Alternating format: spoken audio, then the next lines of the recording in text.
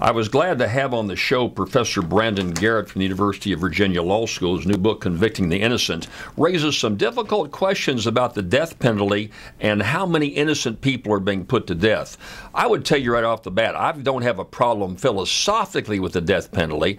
I just wonder how effective it is. First of all, the cost is astronomical. It costs some 8 or 10 times more in most cases to take someone up through the court system and actually see they are executed than it does to put them in prison for the rest of their lives. The cost of legal fees and the process is just astronomical compared to a life sentence. So number one, there is a massive cost factor. And, you know, I've had some prisoners I've talked to. I live down in Louisiana. I've gone to Angola Penitentiary and talked to lifers who've been there.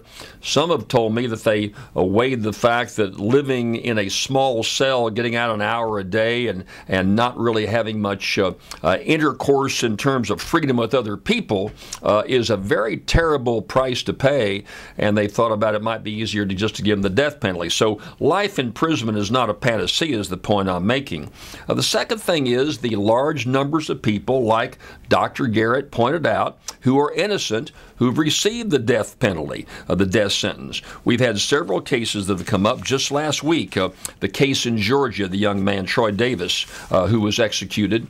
9 witnesses against him in the trial. 7 out of 9 have said they made a mistake. They've recanted, said they were pressured by the police, so they just made a mistake.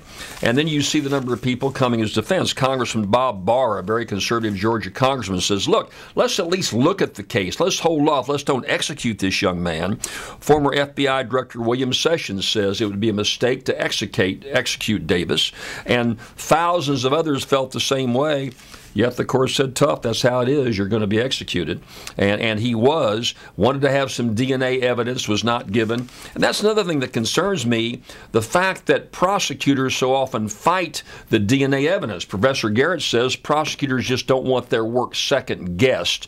Doesn't cost the state anything. The person who is pleading that his DNA will set him or her free has to pay the cost. Their lawyers handle all those appeals.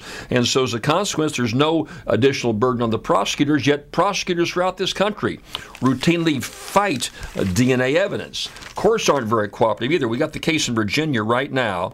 There's a Thomas Hainsworth, convicted in 1984, 27 years ago, of 3 rapes.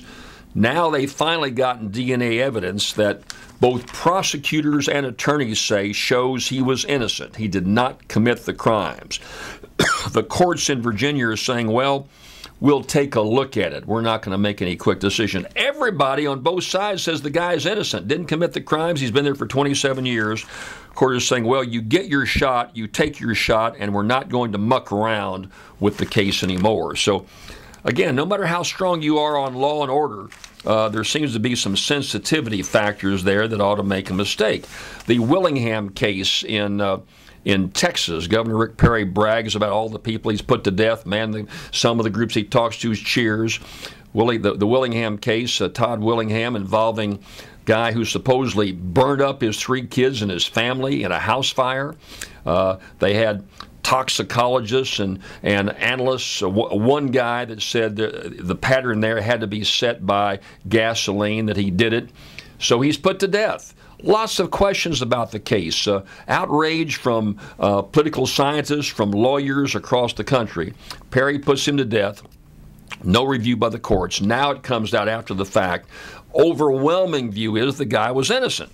Put to death even though he's innocent. So I guess what I'm saying is, no matter what your view is on the death penalty, you want to see if there's fairness. And obviously, there's a great deal of unfairness when it comes to not at least seeing that if there is DNA evidence out there through semen, through saliva, whatever it is, and often there is, that in those cases that the DNA tests that maybe weren't available 10, 15, 20 years ago are used today. North Carolina's got a nice system, by the way, very progressive up there, where they have a commission, I believe is appointed by the governor, who review any cases like this, and then they can go to the court and say, look, take another look at this thing. Let's just go ahead and give the guy the death penalty before we know for sure that all the T's have been crosses, the I's have been dotted, that it makes sense. There is no other review. Then and only then do you put someone to death and not have a number of innocent people. And I think it's just solid rock fact that a number of innocent people have been put to jail. Look,